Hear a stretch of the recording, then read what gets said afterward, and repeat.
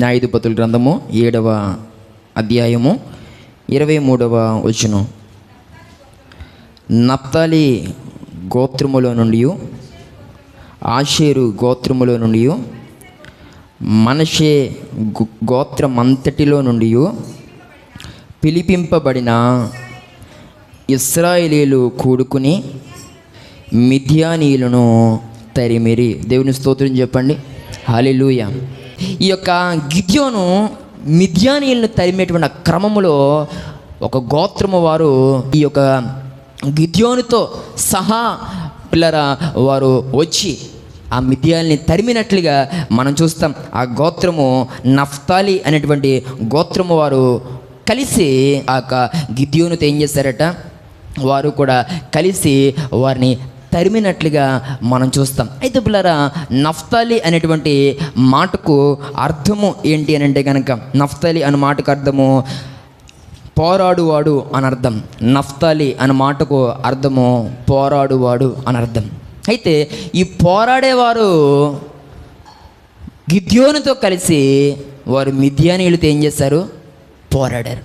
ఈనాటి దినాన్ని మాట్లాడుతున్న ప్రియ సహోదరి సహోదరుడు, మన జీవితంలో పిల్లరా పోరాడే అనుభవం మనం కలిగి ఉండాలి. ఈ రోజుల్లో చాలామంది అపవాదితో పోరాడకుండా ఈరోజు వ్యర్థమైనటువంటి పోరాటాలతో బ్రతుకును ముందుకు నడిపించుకునేటువంటి వారు నేటి దినాల్లో చాలామంది మనకు కనబడుతూ ఉన్నారు. ఉదయం లేస్తే ఇంటి పక్కోళ్ళతో పోరాటం, మనం పని చేస్తున్న చోట పోరాటం, ప్రతి చోట కూడా ఒక రకమైనటువంటి గొడవను మనం సృష్టించి ఉదయం లేస్తే సాయంత్రం పడుకునేంత వరకు కూడా ఏదో ఒక అర్థమైనటువంటి పోరాటం మనము పోరాడుతూ ఉన్నాం.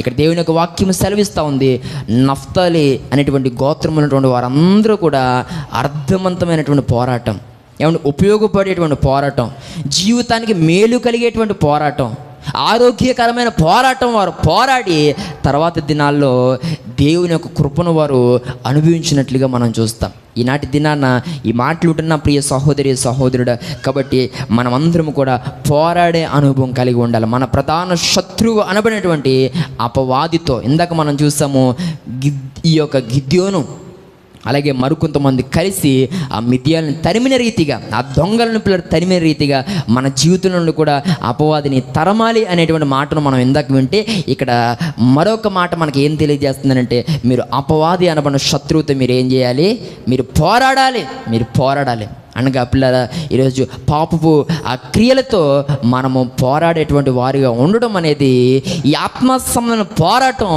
మనకి, మన కుటుంబానికి, మన ఆత్మీయ జీవితానికి ఎంతో శ్రేయస్కరమని దేవుని సేవకునిగా నేను తెలియజేస్తున్నాను. హెబ్రీయులకు రాసిన పత్రిక 12వ అధ్యాయము 4వ వచనంలో ఒక మాటను మనం చూద్దాం. చూడండి, హెబ్రీయులకు రాసిన పత్రిక 12వ అధ్యాయము 4వ వచనాన్ని చదువుదాం.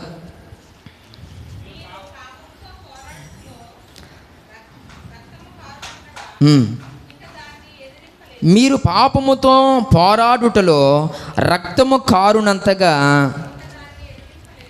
ఇంకా దానిని ఎదిరింపలేదు. దేవుని స్తోత్రం కలుగును గాక. ఇక్కడ ప్రభు మాట్లాడుతూ ఉన్నాడు ఏంటనంటే, మీరు అంటే మనమా లేకపోతే ఇంకెవరన్నానా? హలో, ఇక్కడ ఉన్నారా?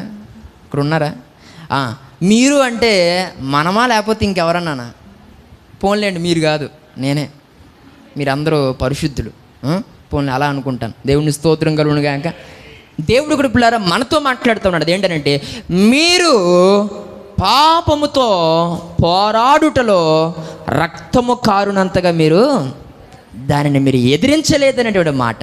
అంటే ఇక్కడ ప్రభు మొదటిగా మాట్లాడుతూ ఉన్నాడు, మీరు పాపమును ఎదిరించాలి, మీరు పాపముతో ఏం చేయాలట, పోరాడాలి. మీరు పాపముతో పోరాడండి. ప్రభు అది ఎలాగా అనంటే, మీరు ఆ పని రక్తము కారునంతగా, లేకపోతే ఆ విధానంలో మీరు మోకరించి మీరు ప్రార్థన చేయటం ద్వారా మీరు మీ పాపాన్ని ఏం చేయగలుగుతారు, మీరు ఎదిరించగలుగుతారు. ఆ రకంగా మీరు చేయడం ద్వారా మీరు మీ పాపముతో పోరాడగలుగుతారు. నేటి దినాన్ని మాట్లాడుతున్న ప్రియ సహోదరి సహోదరుడు, ఈ రోజుల్లో చాలామంది పిల్లరా ఈ పాపమును జయించలేనటువంటి వారిగా, పాపపు క్రియలను పిల్లలు జయించలేనటువంటి వారిగా, పాపముతో ఆ రకమైన పోరాటాన్ని చేయలేనటువంటి వారిగా ఈ రోజుల్లో చాలామంది ఉన్నారు. పాపముతో ఈరోజు పిల్లలు చాలామంది పోరాడట్లేదు, పాపం అంటూ ఉంటుంది, నేను నీ హృదయంలోనికి వచ్చి నీ హృదయంలో ఉంటాను, నిన్ను సంతోషపెడతాను, నిన్ను సుఖపెడతాను, నిన్ను ప్రతిరోజు ఆనందింపజేస్తాను, నీ జీవితంలో ఆ కన్నీరు వెళ్ళగొట్టేస్తానని అనేక సందర్భాలు పాపము నిన్ను ప్రేరేపించి నీలోనికి వచ్చే ప్రయత్నం చేస్తుంది. కానీ నీవు ఆ పాపమునకు పాపపు క్రియలకు లోబడి దాన్ని ఎదిరించలేక, పాపముతో పోరాడలేక ఈరోజు పిల్లల పాపమునకు పాపపు క్రియలకు రాజీ పడే జీవితాన్ని చాలామంది కలిగి ఉన్నారు. ఈ ఉదయకాల సమయంలో దేవుడు నేను ఒక్క మాట ప్రశ్నిస్తూ ఉన్నాడు, నువ్వు పాపముని ఎదిరించేటువంటి అనుభవాన్ని కలిగి ఉన్నావా, లేక పాపమునకు రాజీ పడిపోయేటువంటి పరిస్థితి నీలో ఉందా? ఈ లోకంలో పిల్లరా నీకు వచ్చేవి రాకపోతే రాజీ పడవు, నువ్వు పొందుకోవాల్సినవి లేకపోతే నువ్వు అనుభవించాల్సినవి ఇవి కొన్ని సందర్భాల్లో నీకు కాకుండా పోతూ ఉంటే, మరొకరు ఎవరికో వెళ్ళిపోతూ ఉంటే రాజీ పడే పరిస్థితి ఉండదు. ఎలాగైనా అవి నాకు రావాల్సిందే. కొన్ని సందర్భాల్లో నీ మాటను నెగ్గించుకునే విషయంలో, నీ పంతం నెగ్గించుకునే విషయంలో ఎంత మాత్రం రాజీ పడవు. ఈ లోకంలో పిల్లరా మనం రాజీ పడకుండా సాధించుకునేవి చాలా ఉన్నాయి. కానీ నేను అంటూ ఉన్నాను, నేటి దినాన నువ్వు పాపముతో రాజీ పడకుండా నువ్వు పరిశుద్ధతను సంపాదించుకున్నావు ఏ రోజైనా? ఈ నా మాట్లాడు నా ప్రియ సహోదరి సహోదరుడా, పాపపు క్రియలకు లోబడకుండా, వాటికి రాజీ పడకుండా ఎప్పుడైనా ఒక రకమైన ప్రత్యేకతను సంపాదించుకోగలిగావా? మనం ఎందుకు సంపాదించుకోలేకపోతున్నామనంటే రాజీ పడుతున్నామండి. ఏదో ఒక మూలన, ఏదో ఒక క్రియకు మనము పాపానికి రాజీ పడి ఈరోజు పొందుకోవాల్సిన వాటిని మనం పోగొట్టేసుకుంటూ ఉన్నాం. ఈ ప్రత్యేకమైన సమయంలో దేవుడు మనందరితో సూటిగా మాట్లాడుతూ ఉన్నాడు. పాపముతో మనం ఎలా ఉండాలి? పాపముతో పోరాడేవారిగా మనం ఉండాలి, పాపమును ఎదిరించేటువంటి వారిగా ఉండాలి. అది ఎలాగండి అని అంటే ఏం లేదు, మోకాళ్ళ మీద ఉండటమే.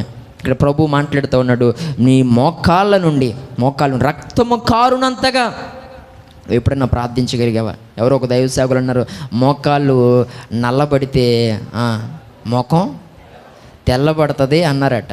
ఈ రోజుల్లో పిల్లరా అలా మోకాలు నల్లబడకుండా మోకాలు తెల్లగా ఉన్న వాళ్ళు చాలామంది ఉన్నారు. ఏమో కొంతమంది మరి దేన్ని బట్టి ఆ ఒక అనుభవాన్ని కలిగి ఉంటారో నాకైతే తెలియదు. కానీ పిల్లరా దైవ సేవకులు చెప్పిన మాట అదేంటనంటే, మోకాలు నల్లబడిన రోజున ఆత్మీయతలో మనము ఒక రకమైనటువంటి ఆ సౌందర్యాన్ని మనం కలిగి ఉండగలుగుతాం. ప్రభు నేటి దినాలు సూటిగా మాట్లాడుతున్నాడు, ఏ రోజైనా మోకాలు ఆ చిప్పల మీద ఆ నలుపు రంగు వచ్చే విధంగా అంతగా మోకరించి ప్రభు సన్నిధిలో పాపమును జయించడానికి గోజాడే పరిస్థితి.